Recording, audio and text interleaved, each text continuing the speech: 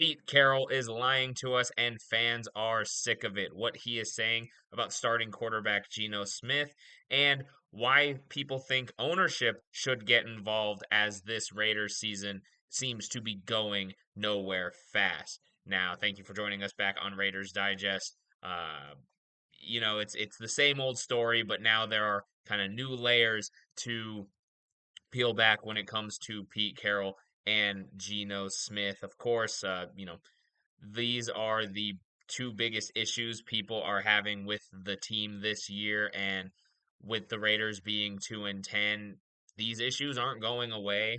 And the only way we're going to stop talking about them here and fans are going to stop talking about them if Geno Smith gets benched or if Pete Carroll gets fired. Now, in his press conference not after the game, but the Monday after the Chargers game, Pete was talking about the team and how great he think they played and things like that. And honestly, there were two quotes from it that I think were pretty ridiculous, and I want to pull up the first one right now.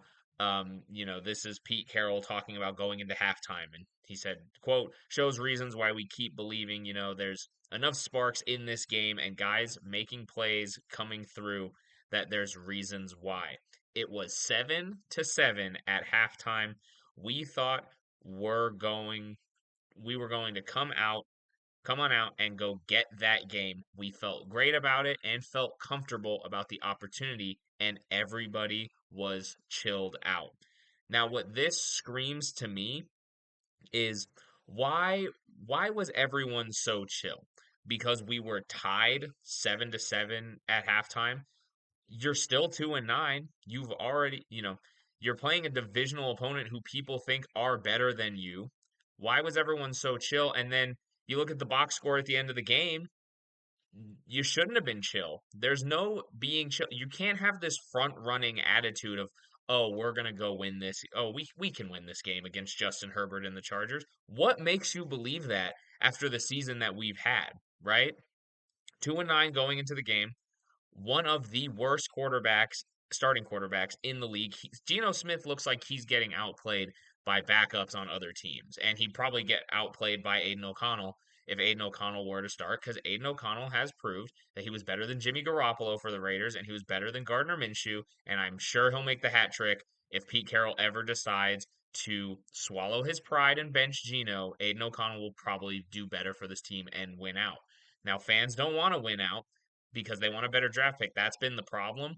But fans are sick of Geno, and Carroll might get fired if he keeps playing Geno Smith. Now, the press conference was interesting. The reporters didn't really ask about the quarterback play all too much, which is ridiculous to me. But they asked one thing about the offense and the offensive line, and Pete Carroll shoehorned something into his answer that I think is pretty telling. When asked about the offensive line, Pete Carroll said this: we're getting hit way too much, and Geno threw a pretty good game as far as the throwing part of it, but we're getting hit too much. We're having trouble keeping people from getting in the backfield, particularly in the drop back game. We have to shore that up. We did some things to help us in protection, but it didn't help us enough, so we just got to get better. So Pete Carroll was asked about the offensive line and decided to shoehorn the answer of, "Oh well, Geno had a pretty good game." No, he didn't. First of all, he did not have a good game. That's a lie. He had a decent to okay game. But they weren't asking about Geno Smith. They were asking about the offensive line and what we have to do to get better. And Pete wanted to make sure that you knew that his guy, his starting quarterback from Seattle, and his starting quarterback that can do no wrong was playing well. So I just wanted to take a look at Geno Smith playing well, right? And so I pulled up his stats from the year, and if you look at the bottom, 18 for 23, 165 yards. The completion percentage is pretty good, but when you're only throwing 23 passes, or when you're only throwing 23 passes and you're only completing 18 passes for 165 yards, these are pretty short passes. The long was 27, right? Two touchdowns, one interception. Of course, Geno's got to get that interception in there. But if you're looking at this game where Geno played well in a 31-14 loss, it was one of his lowest yard totals for the game. On the two lower are the Chiefs game at 67, which the team gave up in that one. I'm almost considering taking that out of the stats, right? Because the team gave up. That was the only game where Geno was benched for Pickett based on performance, right? And then the Bears game, where that was Ashton Jeanty's breakout game, so we were running it down their throats because at the time the Bears had a terrible run defense, and we took advantage of that. But it shows here, and 23 pass attempts. That's the lowest. Looking at this, that's the only two games again lower than that are the Chiefs game where we gave up, and the Bears game where it was run heavy. So did Geno play good? No. He completed passes, but, you know, since if you take a look at some of these, right? After Geno had that massive, it was the 5 interception game against Washington, or not 5 interceptions, my apologies. It was I think it was the Bears game, the 3 interception Bears game, or maybe the game after that against the Colts. That's when this team decided they were going to take the ball out of Geno Smith's hands when he wasn't completing passes over 10 yards, and they decided we're going to get all our yards from yak yards after the catch. We're going to throw dink and dunk passes, and we're going to let the skill position guys who we have good skill, Ashton Jeanty, Brock Bowers, they can get you yards, but we're not trusting Geno to throw it 15 yards. We're going to trust Geno to throw it next to him or 5 yards down the field because he can complete that, and let our guys do the work for him to make Geno look better, right? And that's what happened in the Jaguars game. I was there at the Jaguars game where Brock Bowers had a great game. And Geno wasn't doing anything spectacular, but it looked on paper like he had a good game because the ball was being taken out of his hands. So if Pete Carroll wants to say Geno Smith had a good game, so be it. It's not a good game for a starting quarterback. It's a good game for a game manager, which is what this team has turned him into, and he's not a very good one at that. I don't think the game against the Chargers was a good game. I think it was average. It was, oh, let's play a backup quarterback instead of our starting quarterback. But Geno Smith is our money quarterback. So I just don't see. And then I also wanted to look at how Geno Smith was stacking up against, other quarterbacks in the league, right? And this is the passing yards list for the leading list for this week. And the top five: Bo Nix 321, Dak 320, Jacoby Brissett over 300, Marcus Mariota 294, Drake May 282. And you have to scroll all the way down to number 22 to see Geno's 165 yards. And he's only about 14 yards above Justin Herbert, who the Raiders were playing. And Justin Herbert got hurt in that game. And they still won. And I still felt like the Chargers had more confidence in Herbert than the Raiders did in Geno. So, no, Geno didn't have a good game this week. Look at all these quarterbacks. Like, I'm saying names that you're not expecting to hear have a good game. Jacoby Brissett, Marcus Mariota, right? CJ Stroud's been off and on. Joe Burrow, who just came back, had a great game. That's what it's supposed to be.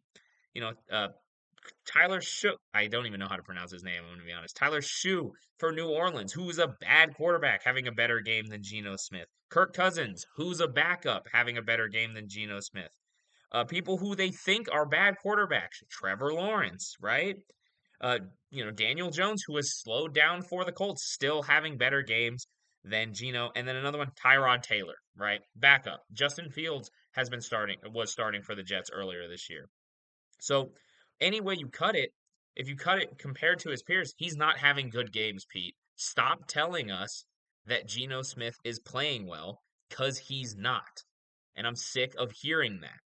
He hasn't been playing well. And then I also wanted to look at Geno's stats, right? For, comparing him to his peers for the season, right? Passing yards, 15th. Middle of the road, average. Fine. Touchdowns, 19th. Below average. Interceptions, tied for first with Tua with 14. I think the next one was Joe Flacco with 11. And Joe Flacco did not start every game this season. Joe Flacco, that could be a Joe Flacco thing. It was one of those, oh, Jamar Chase is down there. I'm slinging it. I'm a backup. But when Joe Flacco was playing, you best believe I thought he was playing better than Geno Smith. He was throwing for 500 yards a game or for 500 yards in some games. Sacks, second. If you don't want to blame that on Geno, Pete, fine. Then blame it on your son, who's the offensive line coach, right? And then QBR, according to ESPN, Geno Smith is 31st, which was last among qualifying quarterbacks. So any way you slice it, he's not a starting quarterback in this league, right? When compared to his peers. And Pete Carroll thinks he is because Pete Carroll loves Geno Smith. And now I'm looking at ownership. Mark Davis, I don't know if you're going to do it, but I know Tom Brady has a ton of influence. Something's got to change between this regime. I know that Geno Smith is a Pete Carroll decision. But I also know that Pete Carroll was a Tom Brady decision, right? Tom Brady wanted to get Antonio Pierce out and bring in Carroll and Kelly, right? Which is what he did. We've already fired Chip Kelly, and it's either bench Geno or it should be Pete's job because Pete is putting the wrong people in place and fans see it. I wanted to show a couple comments from the press conference. You know, uh, they're taking aim at everyone. They're taking aim at the reporters. The media guys need to start asking the hard question to piss Pete off and get in Spytek's head. Make the team hear the hard question. Listen to Pete's reaction because Pete's saying the same old, same old. Compete, compete, compete. We've heard it all season. Who's tired of got to do better? I am. And, these questions are stupid, doesn't ask anything the fans want to actually hear. And it's all true. You know a team is bad when the media is getting caught in the crossfire, but it should be the coach. It should be the quarterback. And hopefully something changes. If not, we're going to be here covering it all and trying to hold them accountable. So stick with us here on Raiders Digest. We'll see you in the next one.